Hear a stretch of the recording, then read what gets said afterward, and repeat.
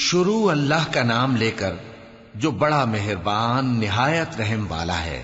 نون، قلم کی اور جو کچھ لکھنے والے لکھتے ہیں اس کی قسم کہ اے پیغمبر صلی اللہ علیہ وآلہ وسلم، تم اپنے پروردگار کے فضل سے دیوانے نہیں ہو، اور بے شک تمہارے لیے بے انتہا اجر ہے، اور یقیناً تم اخلاق کے اعلی مرتبے پر ہو۔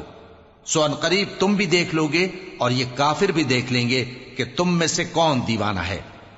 تحقیق تمہارا پروردگار اس کو بھی خوب جانتا ہے جو اس کے رستے سے بھٹک گیا، اور ان کو بھی خوب جانتا ہے جو سیدھے رستے پر چل رہے ہیں۔ تو تم جھٹلانے والوں کا کہا نہ ماننا۔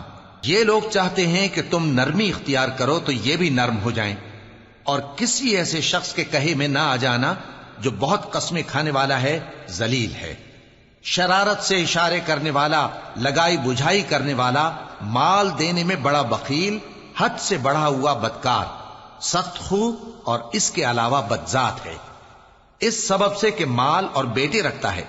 جب اس کو ہماری آیتیں پڑھ کر سنائی جاتی ہیں تو کہتا ہے کہ یہ اگلے لوگوں کے افسانے ہیں، ہم ان قریب اس کی اونچی ناک پر داغ لگائیں گے۔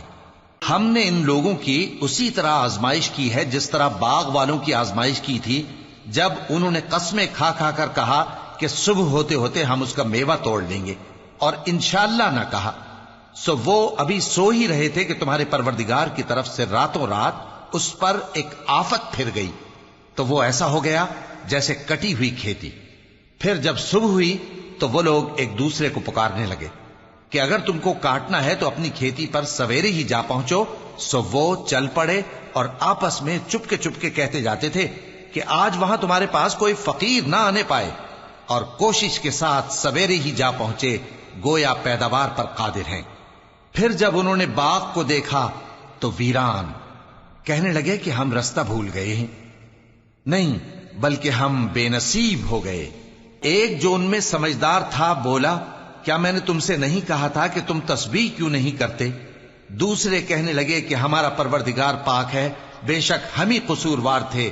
پھر لگے ایک دوسرے کی طرف رخ کر کے ملامت کرنے، کہنے لگے ہائے شامت، ہم ہی حد سے بڑھ گئے تھے، امید ہے کہ ہمارا پروردگار اس کے بدلے میں ہمیں اس سے بہتر باغ عنایت کرے، ہم اپنے پروردگار کی طرف رجوع کرتے ہیں۔ دیکھو عذاب یوں ہوتا ہے، اور آخرت کا عذاب سب سے بڑھ کر ہوگا، کاش یہ لوگ جانتے ہوتے۔ پرہیزگاروں کے لیے ان کے پروردگار کے ہاں نعمت کے باغ ہیں۔ کیا ہم فرما برداروں کو نافرمانوں کی طرح نعمتوں سے محروم کر دیں گے؟ تمہیں کیا ہو گیا ہے؟ کیسی تجویزیں کرتے ہو؟ کیا تمہارے پاس کوئی کتاب ہے جس میں یہ بات پڑھتے ہو کہ جو چیز تم پسند کرو گے وہ تم کو ضرور ملے گی؟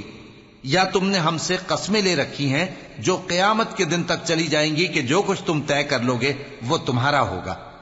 ان سے پوچھو کہ ان میں سے کون اس کا ذمہ لیتا ہے؟ کیا اس قول میں ان کے کچھ شریک ہیں؟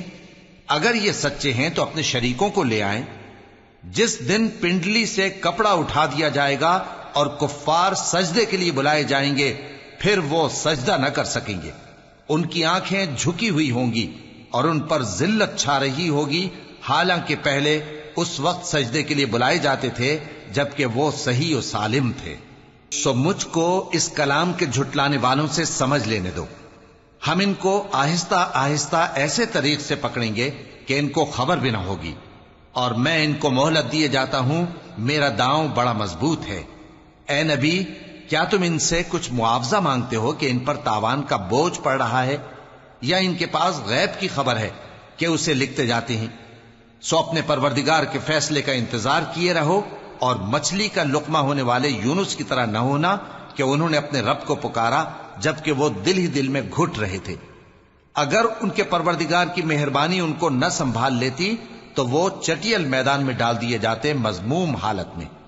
پھر ان کے پروردگار نے ان کو برگزیدہ کر کے نیکوکاروں میں شامل کر لیا۔ اور کافر جب یہ نصیحت کی کتاب سنتے ہیں تو یوں لگتے ہیں کہ تم کو اپنی نگاہوں سے پھسلا دیں گے، اور کہتے ہیں کہ یہ تو دیوانہ ہے۔ اور لوگوں، یہ قرآن تمام جہانوں کے لیے نصیحت ہے۔